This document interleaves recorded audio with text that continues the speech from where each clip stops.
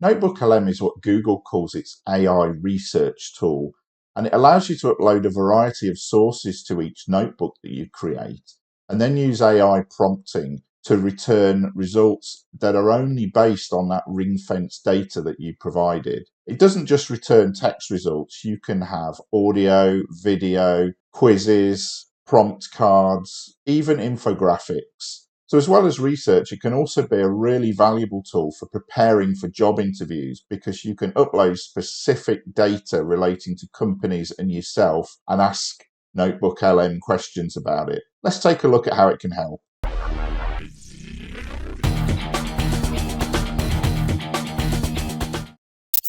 Before we proceed with the video, just a word of caution. At the time of recording this video, NotebookLM's privacy policy states that any files uploaded to a notebook are not used to train AI models.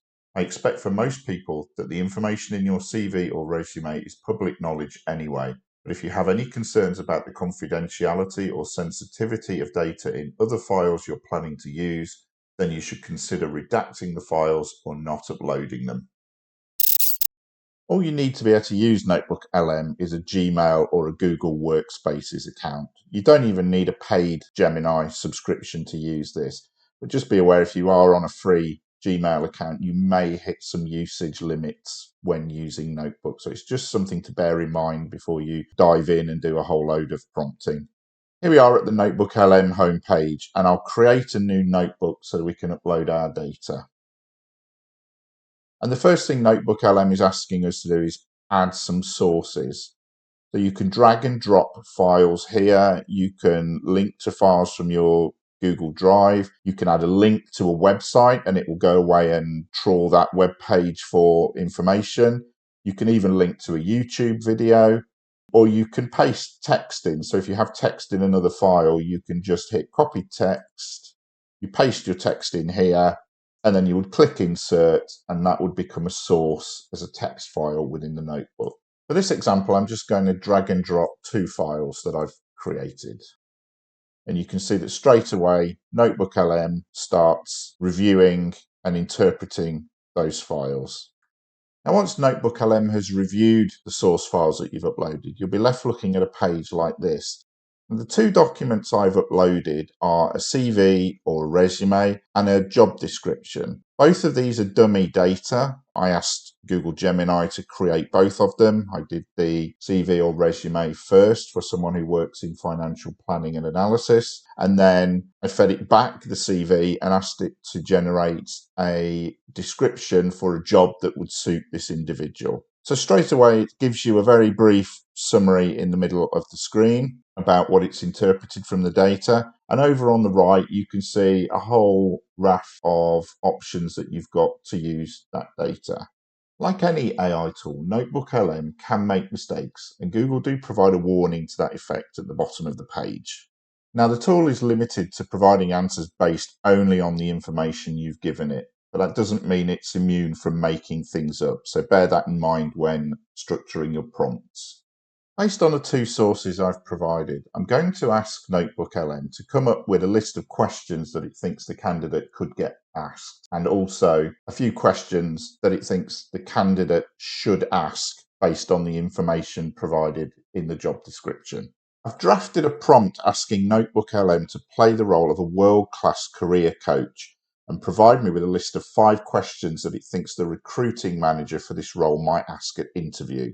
For each of those questions, I want a model answer based on the information in the candidate's CV.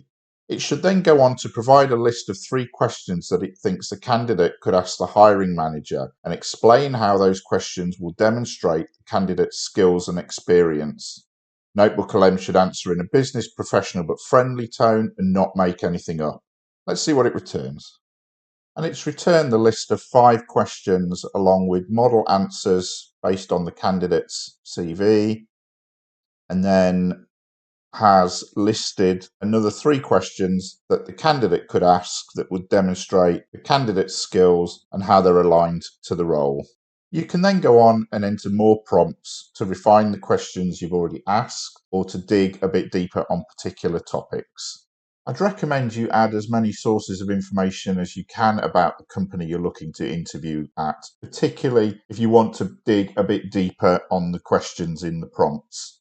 Add things like their latest publicly available set of accounts or annual report, a URL link to the company's website, YouTube videos about the company, and maybe even a PDF copy of an email that the recruiter has sent you.